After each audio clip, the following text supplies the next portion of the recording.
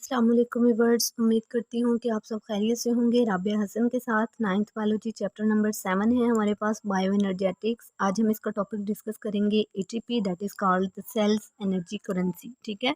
First of all ATP जो है हमारे पास, उसको 1929 में कार्ल लोहमान ने इसको डिस्कवर किया था इसको। ठीक है, एटीपी को। और इसने ये प्रपोज किया था कि जो मेन एनर्जी ट्रांसफर मॉलिक्यूल होता है ना, बेसिकली वो हमारे पास एक एटीपी होता है। किसी भी सेल के अंदर, किसी भी सेल के अंदर जो मेन एनर्जी ट्रांसफर मॉलिक्यूल है वो एटीपी है। ठीक है। और जो हमारे पास नोबेल प्राइज़ के विनर थे वो फ्रिट्ज लोहमान थे। 1941 में उनको नोबेल प्राइज़ मिला। ठीक है। अब हमें जानना ये है कि एटीपी होता क्या है। एटीपी बेसिकली हमारे पास सेल की एनर्जी करेंसी है, जो किसी भी सेल के अंदर स्टोर होती है in the form of ATP, या फिर हमारे पास रिलीज होती है in the form of ATP. मतलब कि एनर्जी ने स्टोर होना है किसी भी सेल के अंदर, तो वो एटीपी की फॉर्म में ही स्टोर होगी। और अगर एनर्जी ने रिलीज़ होना है तब भी वो एटीपी की फॉर्म में ही रिलीज़ होगी। तो फर्स्ट ऑफ ऑल जो मेजर एनर्जी करेंसी है ना किसी भी सेल की, वो हमारे पास न्यूक्लियोटाइड्स होते हैं। और वो न्यूक्लियोटाइड्स जिनको हम एडिनोसिन ट्राइफॉस्फेट कहते हैं, मतलब कि एटीपी। ठीक है। ATP abbreviated by adenosine triphosphate. ये हमारे पास मेन एनर्जी सोर्स है किसी भी सेल की। जो ज़्यादातर जो सेलुलर फंक्शन होते हैं ना, किसी भी सेल के ज़्यादातर सेलुलर फंक्शंस के लिए जो मेन एनर्जी सोर्स है वो हमारे पास एटीपी है। अब वो सेलुलर फंक्शन हमारे पास डिफरेंट हो सकते हैं। फॉर एग्जांपल मैक्रोमोलिक्यूल्स की सिंथेसिस, जिसमें हम डीएनए का कह लें, आरएनए का कह लें, या फिर प्रोटीन्स, मतलब डीएनए, आरएनए और प्रोटीन्स के मॉलिक्यूल्स की सिंथेसिस, ये मैक्रोमोलिक्यूल्स की सिंथेसिस है। इसके लिए जो एनर्जी यूज़ होती है दैट इज़ कॉल्ड एटीपी। ठीक है। उसके अलावा मूवमेंट के लिए, ट्रांसमिशन ऑफ नर्व इम्पल्सेस, मतलब कि नर्व इम्पल्सेस को ट्रांसमिट करने के लिए जो एनर्जी है that is called ATP. Active transport के लिए जो एनर्जी है एटीपी। एंडोसाइटोसिस एंड एक्सोसाइटोसिस के लिए जो एनर्जी है that is also called ATP. ठीक है। ओके जी।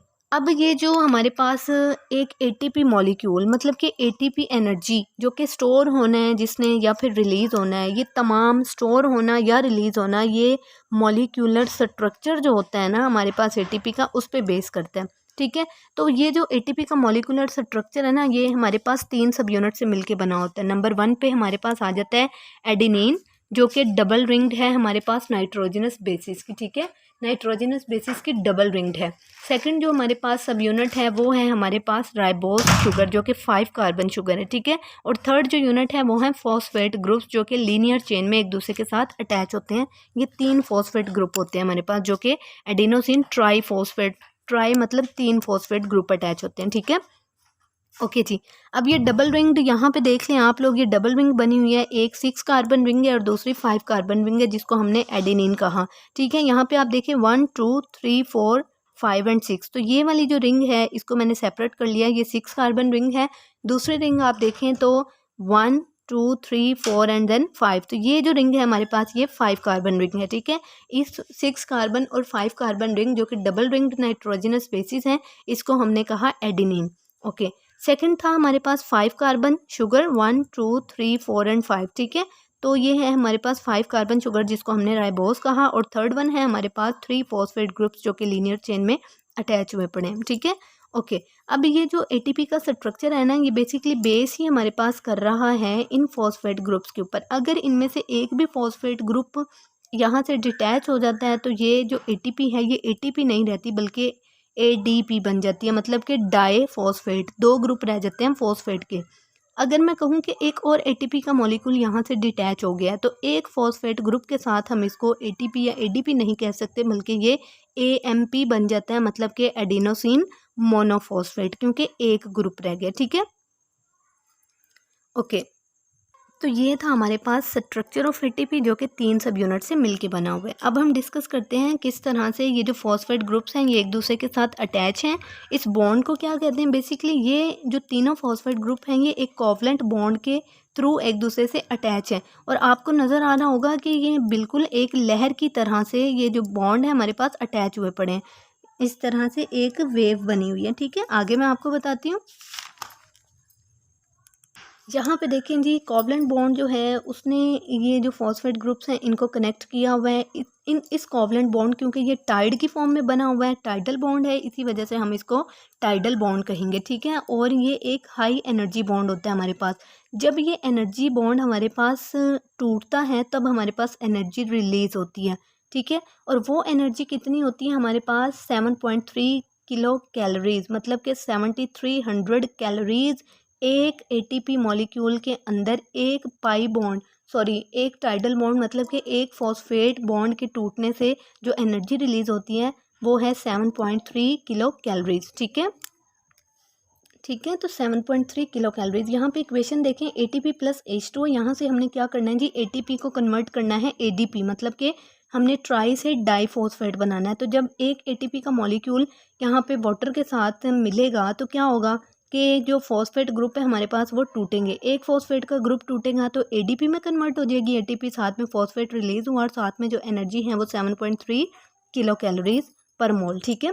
उसके बाद है वो कहते हैं जी, अगर आप कॉमनली एनर्जी रिएक्शंस को देखें तो जितने हमारे पास जो आउटर मोस्ट के जो 2 हाई एनर्जी बॉन्ड्स होते हैं ना, जब वो टूटते हैं तो क्या होता है हमारे पास, एक ATP मॉलिक्यूल जो है वो ADP में कन्वर्ट हो जाता है, मतलब कि एडिनोसिन ट्राईफॉस्फेट से एडिनोसिन डाईफॉस्फेट में कन्वर्ट हो जाता है।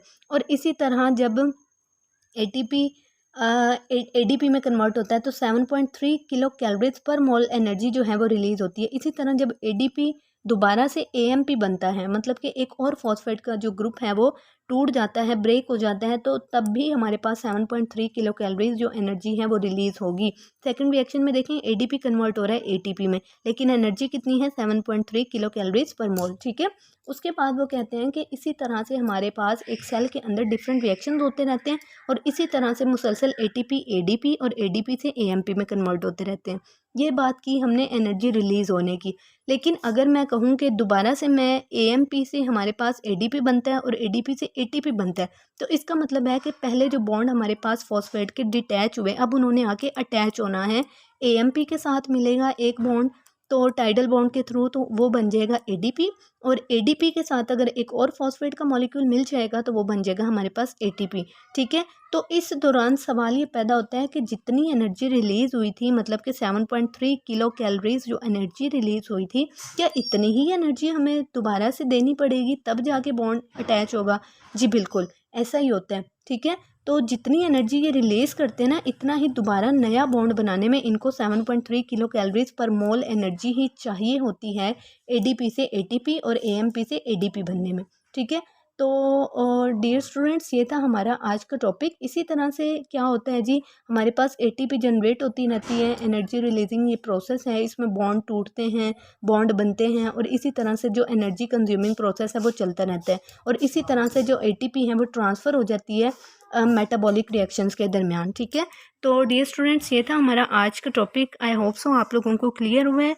तो प्लीज़ आप लोग सपोर्ट करें, वीडियो को लाइक करें, और दुआ करती हूँ कि आप लोगों को ये टॉपिक बहुत अच्छे से क्लियर हुआ हो। मिलते हैं नेक्स्ट लेक्चर के साथ, तब तक के लिए फ़ी अमानिल्लाह, अल्लाह हाफिज़।